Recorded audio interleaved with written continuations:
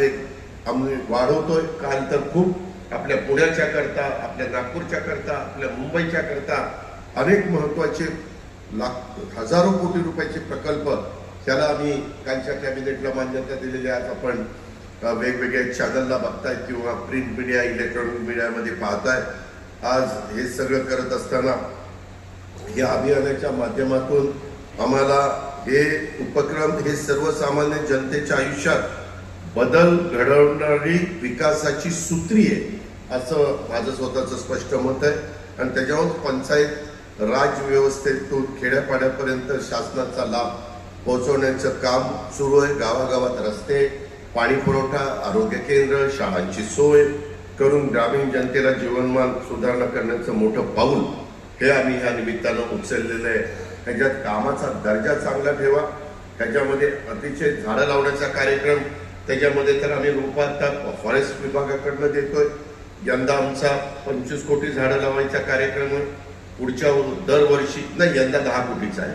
पुढच्या वर्षीपासून 25-25-25 असा 4 वर्ष आम्ही 100 कोटी झाडं लावायचा कार्यक्रम त्या सरकारने हातामध्ये घेतलेला आहे. जनतेला शासनाच्या प्रत्येक योजनांचा थेट लाभ हा मिळाला पाहिजे. केंद्राच्या पंतप्रधान नरेंद्र मोदी साहेबांच्या अनेक योजना आहेत, त्याचबरोबर राज्याच्या अनेक योजना आहेत.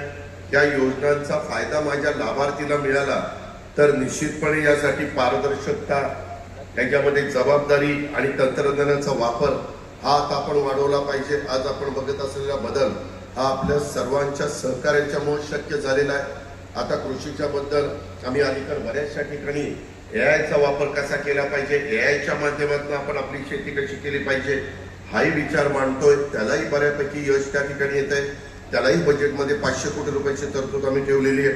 लोकांचा विश्वास, लोकांचा सहभाग आणि त्यातून लोकांचा विकास हाच आमच्या महाराष्ट्राच्या सर्वांगीण विकासाचा मार्ग आहे हे महायुतीचं म्हणणं आहे. आणि समाजातल्या शेवटच्या घटकापर्यंत त्या सगळ्या योजनांचा लाभ पोहोचवणं हेच आमचं अंतिम ध्येय आहे. लोकांनी प्रचंड संख्येने आम्हाला निवडून दिलेलं आहे. प्रचंड बहुमत आमच्या बरोबर आहे आणि त्याचा फायदा हा जनतेला झाला पाहिजे ही पावलोपावली आमच्या सगळ्यांची भावना असते.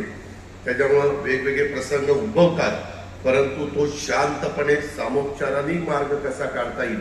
काही जण समोरचे लोक टपूनच बसलेले असतात, अरे आपण इतके कमी निवडून आलोय, काहीतरी आपल्याला संधी मिळाली पाहिजे. आता परवा पण 4-5 दिवस मुंबईत घडलं, त्याचा पण काही वेगळ्या पद्धतीनं आपल्याला राजकीय फायदा होतो का काय हाही घेण्याचा केविलवाडा प्रयत्न काही केला. टीव्हीच्या समोर जायचे, चॅनलवाले तयारच असतात, तुझं काय म्हणणं आहे, तुझं काय म्हणणं आहे, हे लगेच सांगायचं यांचं म्हणणं काय. आणि त्यांच्या म्हणण्याच्या नंतर आता उत्तर मिळालं. आता सगळे सध्या गब्गार पडलेले आहेत, परंतु अजून पण ह्याचं काय मत आहे, त्याचं काय मत आहे, कसं काय होईल आणि काय होईल, सगळं चांगलं होईल, काही काळजी करू नका.